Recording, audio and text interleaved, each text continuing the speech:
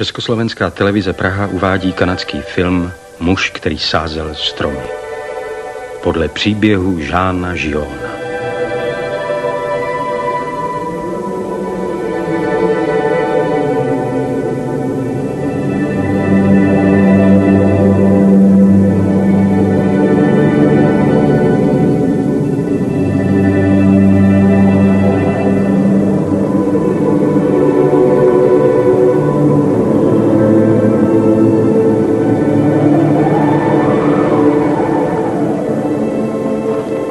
Před mnoha lety jsem se vydal na pěší túru liduprázdnou, zapomenutou oblastí Alp.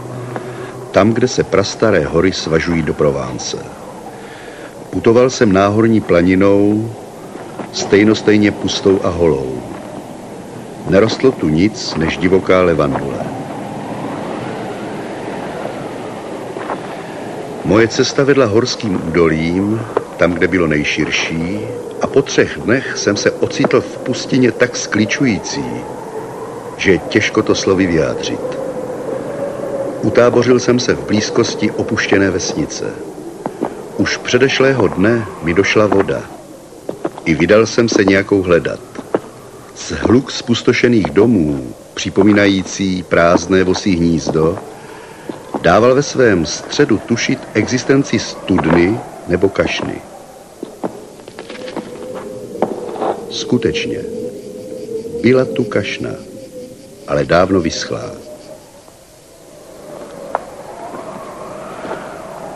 Domy beze střech, ohlodané povětřím a dešti, kaple s rozpadající se zvonicí, všechno stálo kolem v témž uskupení, jako když ves ještě žila. Ale všechno mrtvé a bez života. Byl bezmračný červnový den plný slunce. Ale těmi místy vál neustálý, nesnesitelně ostrý vítr. Fičel a burácel troskami rozvaleného zdiva a bylo to, jako by vrčela šelma, vyrušená při požírání kořisti.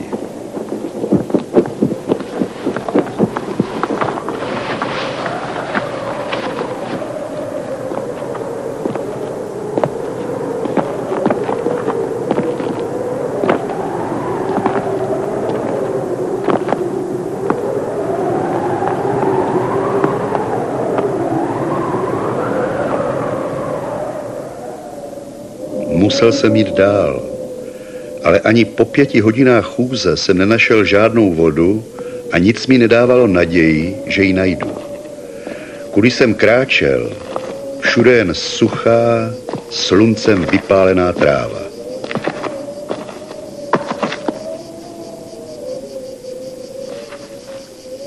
Potom jsem v dálce cosi zahlédl.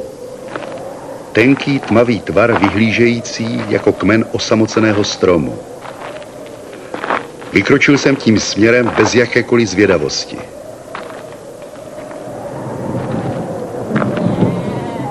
Byl to pastýř. Asi 30 ovcí leželo na vyprahlé zemi kolem něho a odpočívalo. Dal mi napít ze své čutory a pak mne odvedl k salaši na zvlněné horské louce.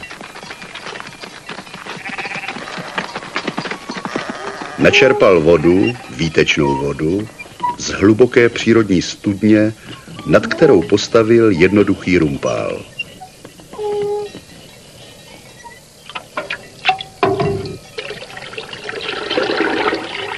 Mluvil málo, jak tomu často bývá u osamělých lidí.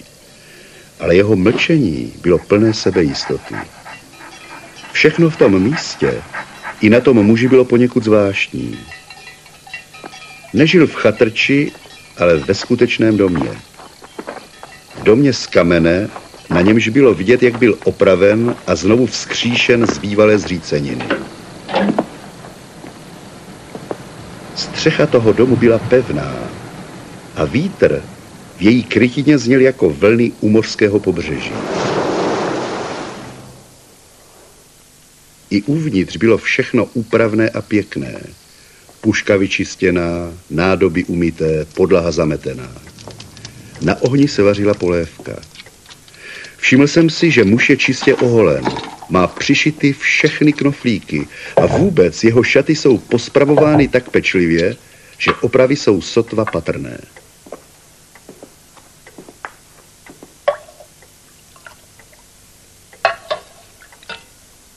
Rozdělil se se mnou o svou polévku.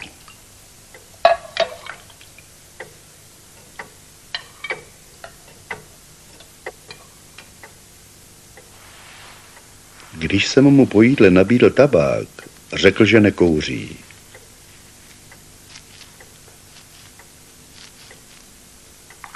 Pes, tichý jako jeho pán, se přátelil, aniž by obtěžoval.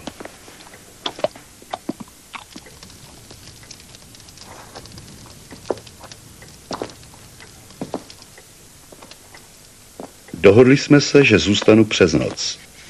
Nejbližší vesnice byla odtud 2 dny chůze. V tom kraji je málo vesnic. Všeho všudy 4 nebo 5. A já věděl dobře, jak vypadají. Vzdáleny jedna od druhé, choulili se na svažitých pasekách mezi bílými duby, na konci kamenitých cest, které už nikam dál nevedou. Jejich obyvatelé se živili pálením milířů. Žilo se tam těžce. Rodiny uhlířů, živořící v podnebí, stejně drsném v zimě jako v létě, byly sužovány pocitem beznadějné osamělosti a ztracenosti. Jejich stálá touha uniknout z těch míst byla než nesplnitelným snem. Muži odváželi své dřevěné uhlí do měst a zase se vraceli. I nejodolnější povahy se lámaly tou nekonečnou dřinou. Ženy se stávaly zlostnými, soupeřily ve všem, v prodeji dřevěného uhlí i o místo v kostele. I jejich ctnosti a neřesti vedly mezi sebou stálý boj. Boj mezi trvalou záští a trvalou ctností.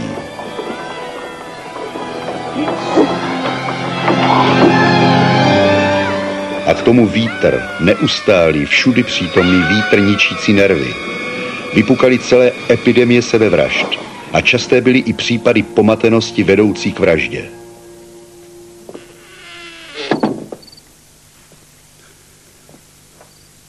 Pastýř, který nekouřil, přinesl plátěný pytlík a vysypal na stůl hromádku žaludů. Soustředěně je prohlížel jeden po druhém a pečlivě odděloval dobré od špatných. Pokuřoval jsem dýmku a nabídl jsem se, že mu pomohu. Odpověděl, že to je jeho práce.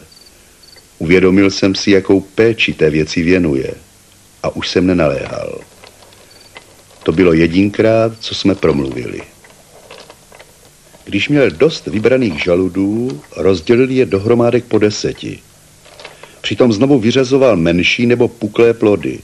Znovu každý přepečlivě zkoumal. Když konečně měl před sebou 100 dokonalých žaludů, přestal. A šli jsme spát.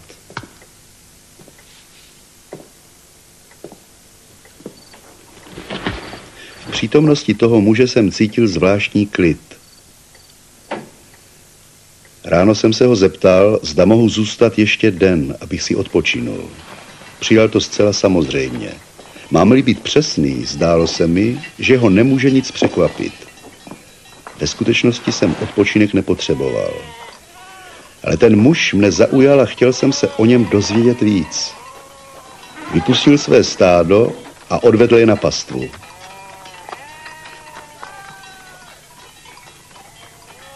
Než odešel, vzal pytlík se žaludy a namočil jej do okovu s vodou.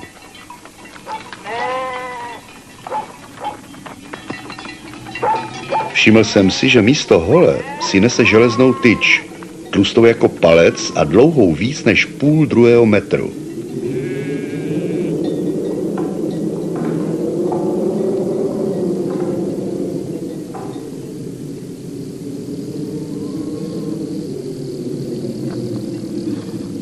Předstíral jsem, že se jdu projít a šel jsem za ním. V povzdáli sice, ale tak, abych ho nestratil z dohledu. Pastvina byla v úzkém úvalu. Nechal tam ovce i psa a stoupal do svahu směrem ke mně. polekal jsem se, že mi jde vyčíst mou dotěrnost. Ale ne. Byl jsem prostě tam, kudy on šel. Pozval mě, abych šel s ním, nemám-li nic lepšího na práci. Mířil dál až na vrcholek kopce. Když jsme byli na místě, vyhloubil železnou holí jamku v zemi.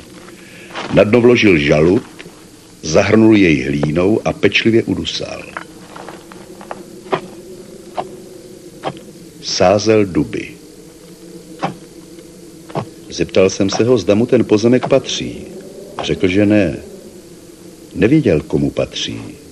Domníval se, že je to veřejný pozemek, že patří obci nebo někomu, komu na něm nezáleží. Nezajímalo ho to. S velkou péčí vysázel všech 100 žaludů.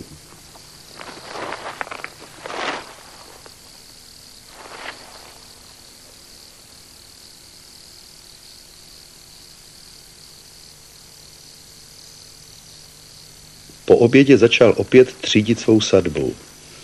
Nejspíš jsem se vyptával opravdu naléhavě, protože nakonec mi odpověděl. Již 3 roky sází stromy v této pustině. Vysázel jich 100 000. Z toho 100 000 vzešlo 20 000 a očekával, že z těch ještě polovina zajde. Buď je okouše zvěř nebo zničí něco, o čem rozhoduje pouze prozřetelnost. Tak zbude 10 000 dubů, rostoucí v místech, kde předtím nerostlo nic.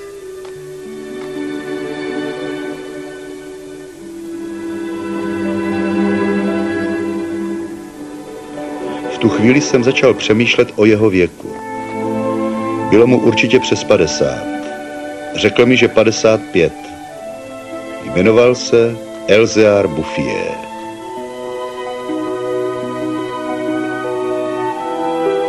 Kdysi měl hospodářství dole v nížině. Tam žil svůj život, ale pak ztratil jediného syna, po něm ženu a tehdy se odstěhoval sem do samoty, aby tu žil v klidu se svým psem a svými ovcemi. Podle jeho názoru kraj umíral proto, že mu chyběly stromy a dodal, že když nemá nic jiného na práci, rozhodl se ten stav napravit. Byl jsem tehdy mladý a myslel jsem na budoucnost jen v souvislosti s hledáním vlastního štěstí. Ale řekl jsem mu, že za 30 let budou jeho duby nádherné.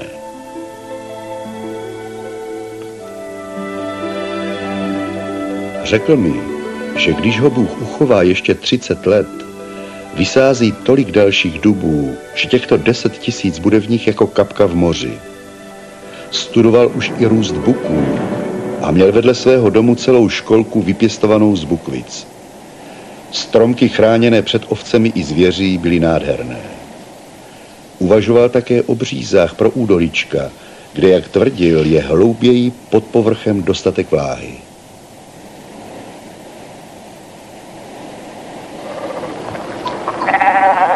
Příští den jsme se rozloučili.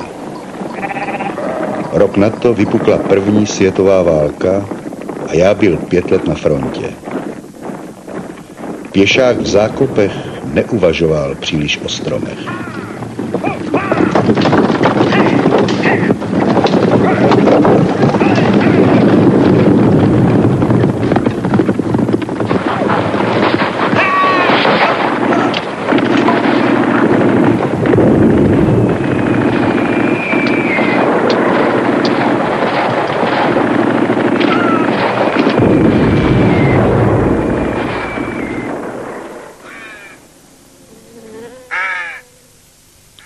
Válka skončila.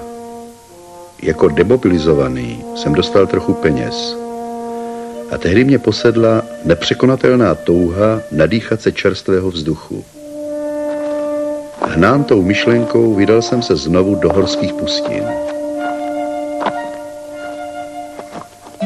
Krajina se nezměnila. Avšak v dálce za opuštěnými vesnicemi jsem zahlédl šedivý opar, přikrývající jako koberec vrcholky kopců. Vzpomínal jsem na pastevce, který sázel stromy. 10 000 dubů, říkal jsem si, to už je hodně velký les. Během posledních 5 let jsem viděl umírat spoustu lidí a bylo snadné si představit, že i Elzéar Bouffier je mrtvý.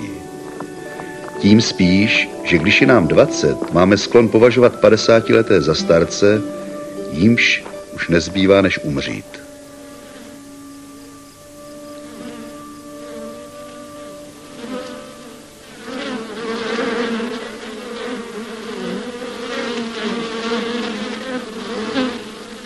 Ale on nebyl mrtvý.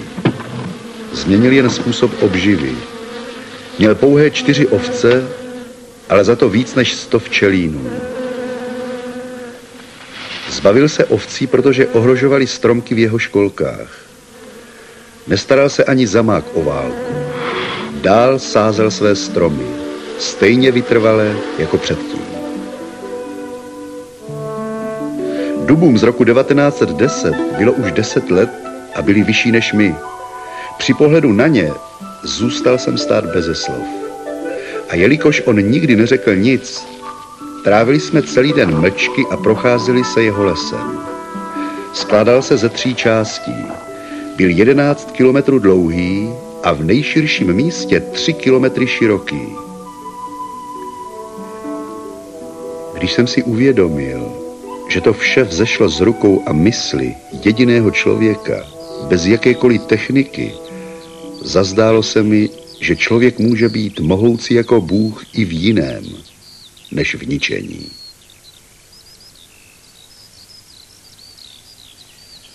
Uskutečnil svůj sen. Buky vysoké jako já, táhnoucí se do nedohledna, byly toho svědectvím. Duby byly silné a zuby zvěře je už nemohly ohrozit. A pokud jde o prozřetelnost, byla by potřebovala cyklon, aby zničila to, co tento člověk vytvořil.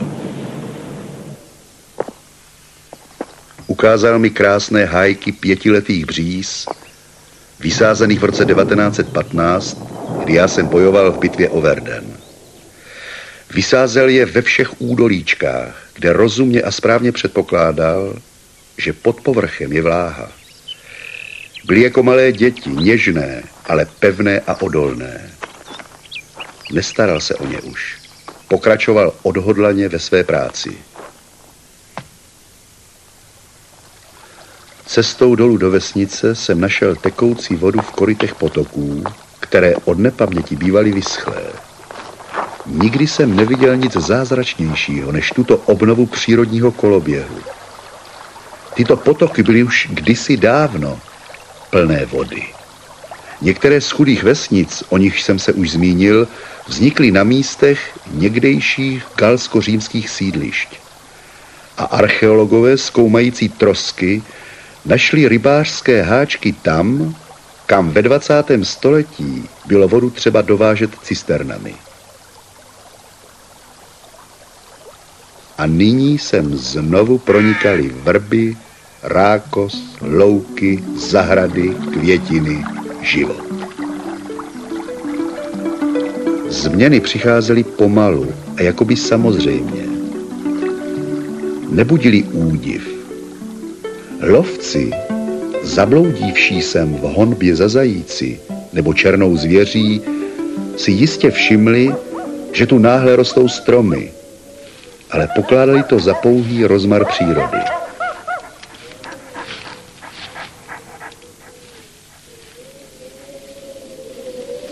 A tak se do pastevcovy práce nikdo nepletl. Kdyby byli tušili, že jde o dílo člověka, zasáhli by.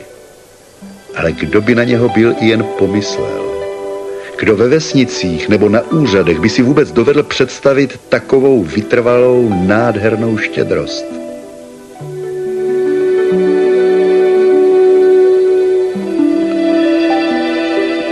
Od roku 1920 jsem Elzéara Bouffiera navštěvoval každý rok. Nikdy jsem ho neviděl zklamaného a nikdy nepolevil ve svém úsilí.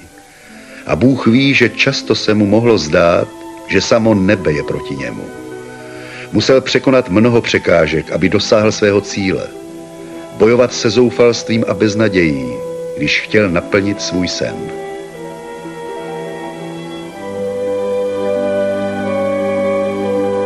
Nezapomínejme, že ten jedinečný člověk pracoval zcela sám. Žil v samotě tak dokonale, že na sklonku života si docela odvykl mluvit. Nebo prostě necítil potřebu slov.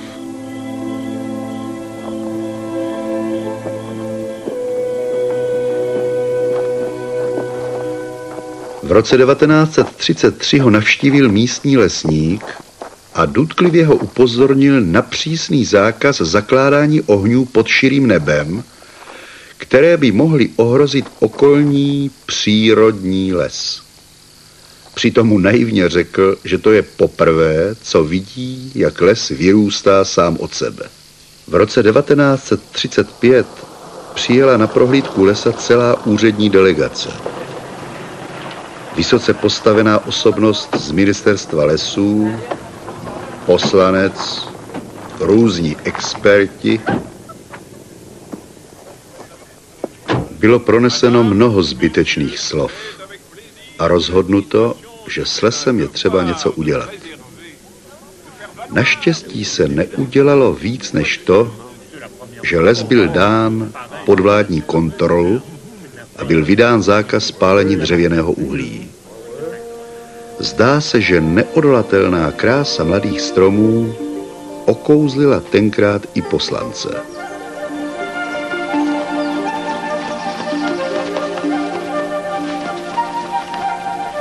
Jeden z expertů oné delegace byl můj přítel. Vysvětlil jsem mu ten zázrak.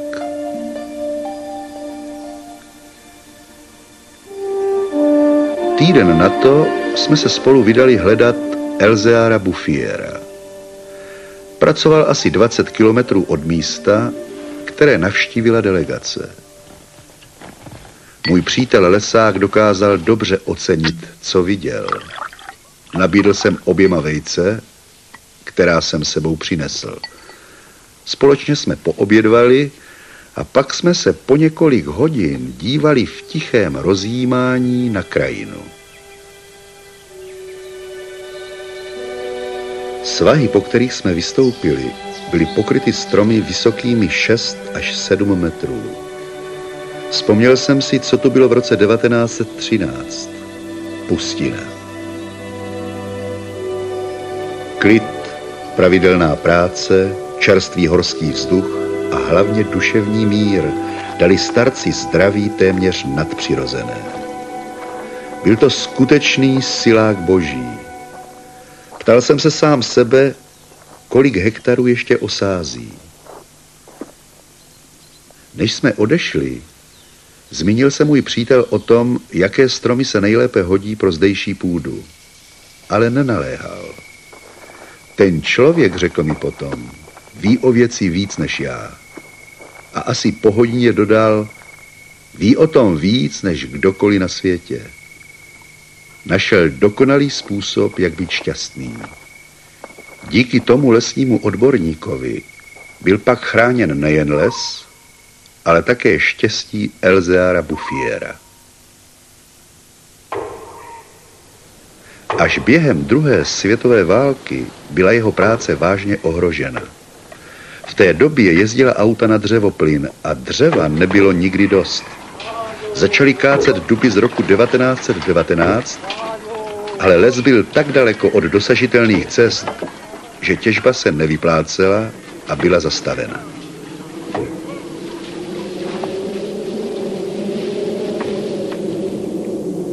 Pastýř však nic z toho neviděl. Pracoval klidně o 30 kilometrů dál. Ignoroval válku roku 39. stejně, jako ignoroval válku v roce 1914. Naposledy jsem viděl Elzéara Bouffiera v červnu 1945. Tehdy mu bylo 87 let. Vydal jsem se znovu na cestu vedoucí k někdejším pustinám, po níž však teď už jezdil autobus spojující údolí s horami. Domníval jsem se zprvu, že rychlost toho dopravního prostředku mi brání poznat místa, tolikrát navštívená pěšky. Když však jsem se dozvěděl jméno vesnice, zjistil jsem, že jsem skutečně v oblasti, kterou znám a která bývala kdysi pustá a neobývaná. autobus mě vysadil ve Vergón. V roce 1913 měla tato vesnička s asi tuctem polozbořených domů 3 obyvatele. Byli zdivočelí a nenáviděli se. Aby se uživili, kladli pasti. Byli to lidé bez naděje.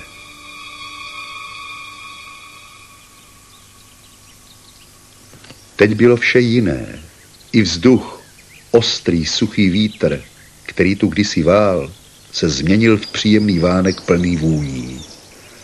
Z vrcholků hor doléhal šum podobný zurčení vody. To vítr ševelil v korunách stromů. A pak jsem uslyšel zvuk skutečné vody a spatřil jsem nově postavenou kašnu po okraj plnou a vesele bublající. A co mě dojalo nejvíc, vedle rostla lípa, nepopiratelný symbol vzkříšení.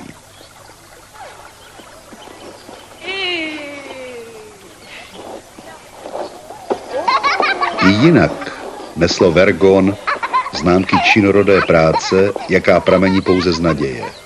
Protože naděje se vrátila do těch míst. Opravili poškozené domy, strhli a odklidili zřícené zdi. Nové domy, čerstvě omítnuté, stály v zahradách, kde v utěšeném nepořádku se mísily záhony květin a zeleniny, růží a kapusty, hledíků a pórku, celeru a sasanek. Bylo to místo, kde by člověk chtěl žít. Dál do kopců jsem se vydal pěšky.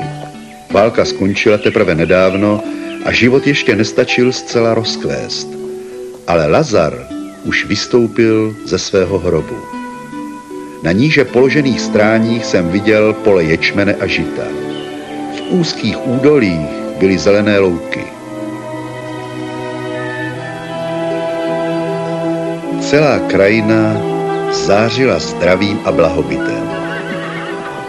Tam, kde jsem v roce 1913 viděl jen zříceniny, stojí nyní čisté, bílé, omítnuté statky, doklady činorodého, spokojeného života.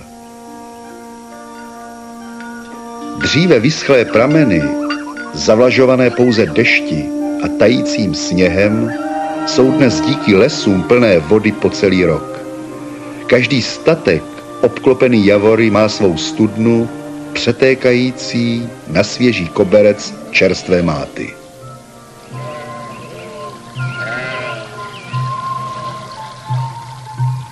Kousek po kousku byly vesnice znovu vystavěny. Přišli sem lidé z nížin, kde půda je drahá.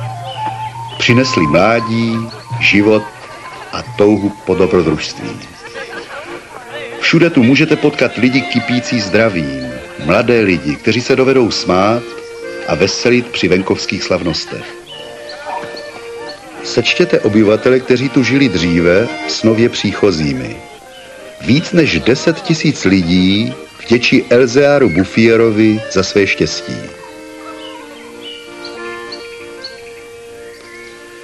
Když uvážím, že jeden člověk, jediné tělo a jediný duch stačili přeměnit poušť v zemi kanánskou, pak přece jen věřím, že osud člověka může být nádherný. A když pomyslím, kolik vášnivé odhodlanosti a neúnavné šlechetnosti přitom projevil, skláním se v obdivu před tím starým, nevzdělaným sedlákem, který vykonal dílo hodné Boha.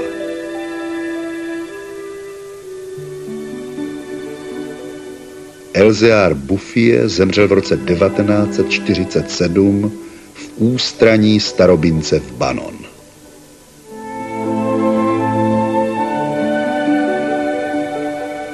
Příběh Žána Žiona vyprávěl Miroslav Částek. Scénář a výtvarník, ruchy a hudba, zvuk, kamera, střih, výroba, režie. České znění, producentské centrum převzatých pořadů Československé televize Praha.